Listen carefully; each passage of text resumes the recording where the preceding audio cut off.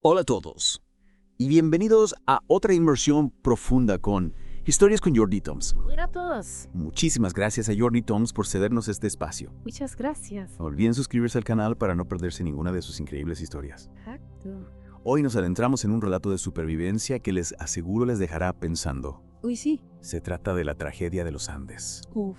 La historia del equipo de rugby uruguayo que sobrevivió a un accidente aéreo en 1972. Claro. Estoy seguro que ya conocen los detalles básicos de su odisea de 72 días. Sí.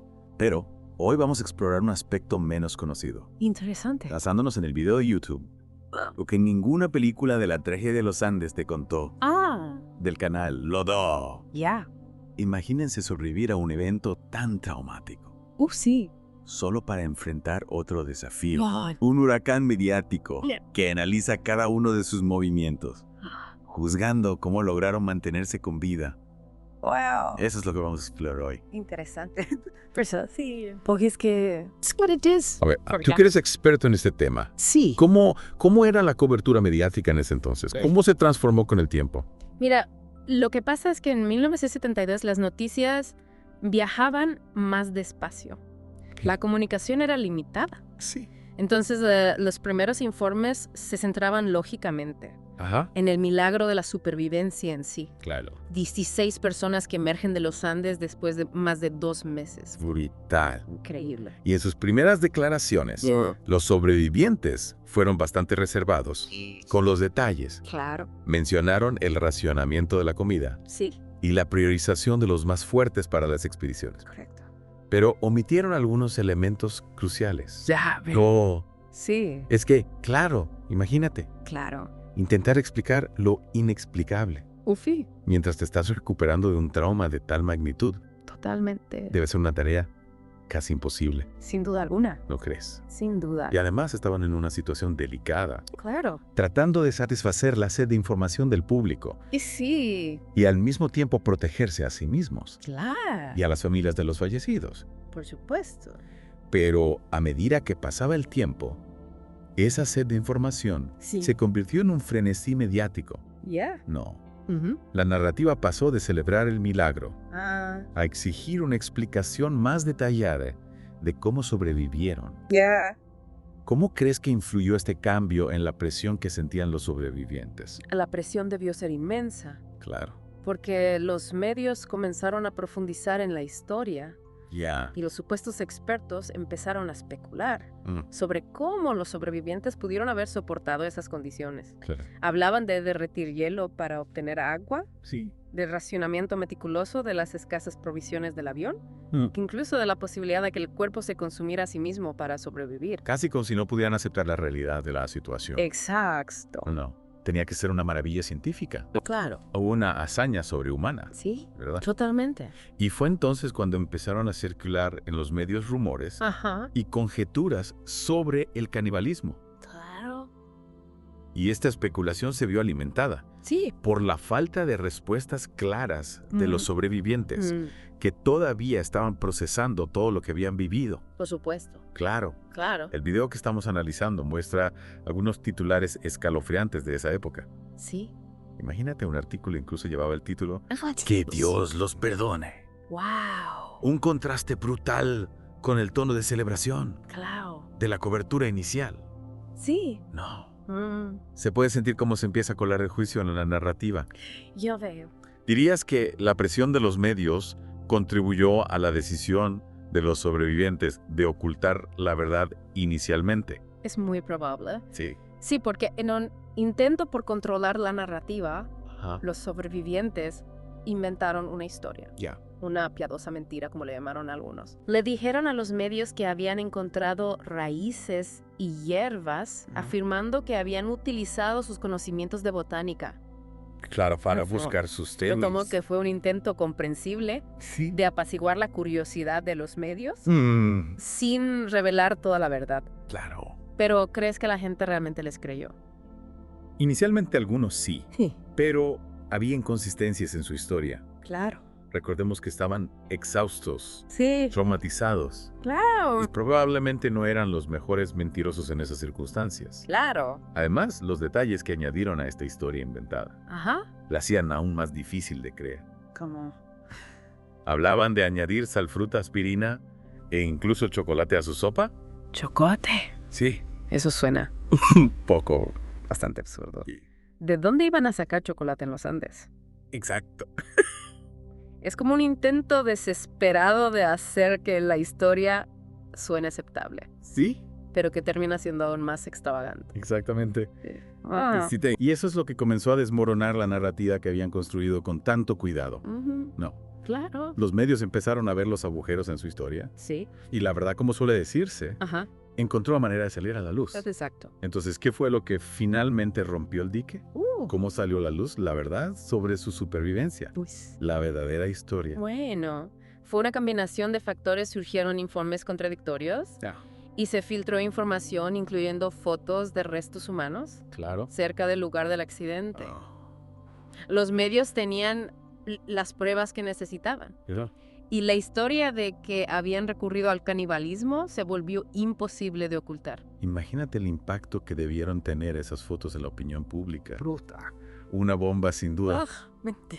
Y para los sobrevivientes, tener que enfrentar la exposición pública de una experiencia tan personal y traumática Sí, de una manera tan brutal claro. es algo inimaginable. Totalmente. Y esto nos lleva a cuestionar la ética de los medios de comunicación. Igual. Y hasta dónde estaban dispuestos a llegar para conseguir una historia. Ya. Incluso las autoridades chilenas, conscientes de la verdad, En serio. aconsejaron a los sobrevivientes que lo negaran todo. No me digas. Lo que pone de manifiesto los tabúes sociales que rodean el canibalismo. Es inquietante pensar que les aconsejaran negar una verdad que fue esencial para su supervivencia solo para proteger la sensibilidad de la sociedad. Claro. Me pregunto si en una situación límite como esa, Sí. Con la presión de las autoridades Mm, y la mirada del mundo encima, claro. ¿qué habríamos hecho nosotros? Es una pregunta que nos obliga a reflexionar sobre nuestra propia moralidad. Totalmente. El líder del equipo de rescate, que fue testigo directo de la situación en el lugar del accidente, Ajá. les dijo a los sobrevivientes que negaran el canibalismo a pesar de que sabía que era su única forma de mantenerse con vida. Es increíble. Parece que entendía la decisión imposible que tuvieron que tomar. Sí. Pero también que el mundo no estaba preparado para escuchar esa verdad. Exacto. ¿Cómo crees que se sintieron los sobrevivientes al recibir ese consejo? Pues, alivio, Confusión. miedo. Debió ser una mezcla de emociones muy compleja. Claro. Estaban atrapados entre la necesidad de ser honestos y el temor a ser juzgados y rechazados por la sociedad. Ya veo. Al final decidieron tomar un camino diferente. Optaron por tomar el control de la narrativa de una vez por todas. Ajá. Tras regresar a Uruguay, convocaron una conferencia de prensa Sí, sí. en la que se dirigieron directamente al público. Debió requerir una valentía inmensa. Sí, Saber que el mundo entero estaba pendiente de escuchar su versión de la historia. totalmente.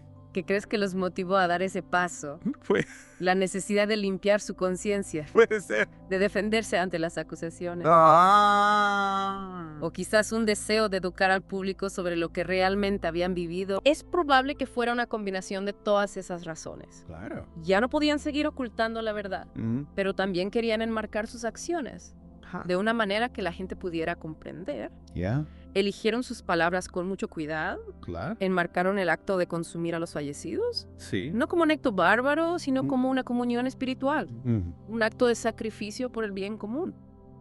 En lugar de rehuir la verdad, intentaron darle un nuevo significado. Exacto. Un contexto que trascendiera el acto puramente físico. Es fascinante cómo la mente humana busca encontrar sentido, incluso en las circunstancias más extremas. Exactamente, necesitaban que la gente comprendiera el peso emocional Sí. y espiritual de su decisión. Claro. Uno de los sobrevivientes, Alfredo Delgado, Ajá. incluso hizo un paralelismo con la última cena, Wow. comparando sus acciones con un ritual sagrado. Esa imagen es muy poderosa, utilizar el simbolismo religioso Sí, para dar sentido a una experiencia que desafía toda moral convencional. exacto. ¿Tienes alguna cita de la declaración de Delgado en esa conferencia de prensa? Sí, claro. Me gustaría escuchar sus propias palabras. En la conferencia Delgado dijo, Cuando uno se despierta por la mañana en medio del silencio de las montañas y ve a su alrededor los picos cubiertos de nieve, se siente solo en el mundo excepto por la presencia de Dios. ¡Qué fuerte! Fue en ese momento en el que ya no teníamos comida ni nada, que pensamos que si Jesús en la última cena compartió su cuerpo y sangre con sus apóstoles, Él nos debe estar diciendo que hagamos lo mismo. Increíble. Fue una íntima comunión entre todos nosotros. Esa declaración es realmente conmovedora. Se puede sentir la profundidad de su lucha, tratando de reconciliar lo inimaginable con su fe. Claro. ¿Cómo crees que el público recibió su confesión? ¿Funcionó su intento de replantear la narrativa? La respuesta fue mixta, como era de esperar. Algunos condenaron sus acciones, mientras que otros expresaron comprensión e incluso apoyo, reconociendo las decisiones imposibles que tuvieron que tomar. Me imagino que para ellos debió ser un alivio poder por fin hablar abiertamente. Sí. Aunque eso significara enfrentarse al juicio. Y saber que algunos familiares de los fallecidos les brindaron su apoyo. Sí. Demuestra la capacidad de empatía que puede surgir incluso de la tragedia más inimaginable. Sin duda, y también revela mucho sobre las actitudes de la sociedad hacia la muerte. Claro. Y los tabúes que la rodean. Los sobrevivientes fueron juzgados, no solo por sus acciones, sino por atreverse a hablar abiertamente de algo que se considera innombrable. Es como si se les castigara por romper un contrato social, por obligar a la sociedad a enfrentarse a la realidad de lo que ocurre. Sí. Cuando la supervivencia está por encima de cualquier otra consideración moral. Exacto. ¿Qué te parece? Es un punto muy interesante, y esto nos lleva de nuevo a la reflexión de Roberto Canessa, que pone de manifiesto la compleja relación entre los sobrevivientes y los medios de comunicación. Deseaba haber podido compartir la verdad directamente con sus seres queridos, en sus propios términos, pero el frenesí mediático lo hizo imposible. Les robaron la oportunidad de llorar y procesar su experiencia en privado. Totalmente. Estaban constantemente bajo la lupa. Sí. Cada una de sus palabras era analizada y diseccionada. Es una situación terriblemente injusta. Es un recordatorio de que incluso en momentos de increíble resistencia y supervivencia, la exposición pública tiene un coste humano. Una pérdida de control sobre la propia narrativa. Totalmente. Y esto nos lleva a preguntarnos, ¿a qué? ¿Serían las cosas diferentes hoy en día? ¿Hemos aprendido como sociedad de esta historia? ¿O el frenesí mediático y el juicio se desarrollarían de forma similar? Esa es una pregunta que da mucho que pensar. Por un lado, vivimos en una era de información instantánea, donde las noticias viajan más rápido que nunca. Claro. Las redes sociales han amplificado el potencial. Sí. Tanto de la empatía como de la indignación. Es difícil decir si los sobrevivientes se enfrentarían a más o menos escrutinio en el panorama digital actual. Es cierto. Parece que la tecnología ha cambiado, pero los dilemas humanos fundamentales siguen siendo constantes. La tensión entre la supervivencia individual y las normas sociales, la ética de la cobertura mediática y el poder de la narrativa. Exactamente. Y la historia de los sobrevivientes de los Andes nos recuerda que a menudo hay más en la historia de lo que se ve a simple vista. Tenemos que estar dispuestos a mirar más allá de los titulares. Claro. A considerar las complejidades de la experiencia humana. Especialmente frente a circunstancias extraordinarias. Sí. ¿Qué opinas tú? Estoy completamente de acuerdo y creo que esta historia, a pesar de su crudeza, nos ofrece una valiosa lección sobre la resiliencia del espíritu humano. Sí. A pesar del trauma, del dolor, y del escrutinio público. Estos hombres encontraron la fuerza para seguir adelante, para reconstruir sus vidas y para compartir su historia con el mundo. Esta inmersión profunda ha sido un viaje fascinante. Desde el milagro inicial de la supervivencia hasta la tormenta mediática que siguió. Y finalmente la valiente decisión de los sobrevivientes de reclamar su narrativa. Es una historia que te hace reflexionar sobre lo que harías tú en una situación similar. También nos recuerda que las líneas entre el bien y el mal, lo aceptable y lo tabú, pueden difuminarse cuando nos enfrentamos a la necesidad primordial de sobrevivir. Y nos desafía a pensar críticamente sobre cómo consumimos información, cómo formamos juicios. Y en última instancia, cómo definimos lo que significa ser humano. Para nuestros oyentes, especialmente aquellos apasionados por la montaña, esta historia nos ofrece una perspectiva única. sobre los desafíos que la naturaleza puede presentarnos y la capacidad del ser humano para adaptarse y superar incluso las pruebas más extremas. Exacto. Es un recordatorio de la importancia de la preparación, del trabajo en equipo y de la fuerza del espíritu humano. Si quieren profundizar en las propias perspectivas de los supervivientes, les recomiendo el libro Sociedad de la Nieve. Ofrece un relato crudo e inquebrantable de su terrible experiencia. Sí. Y sus consecuencias. Ha sido una inversión increíble y un enorme agradecimiento a Yorditoms, por supuesto, por dejarnos explorar esta historia con sus oyentes. Muchas gracias. Solo hemos arañado la superficie. Así que si esta historia les ha cautivado, no duden en ver el video de YouTube que hemos mencionado y el libro Sociedad de la Nieve para obtener aún más información.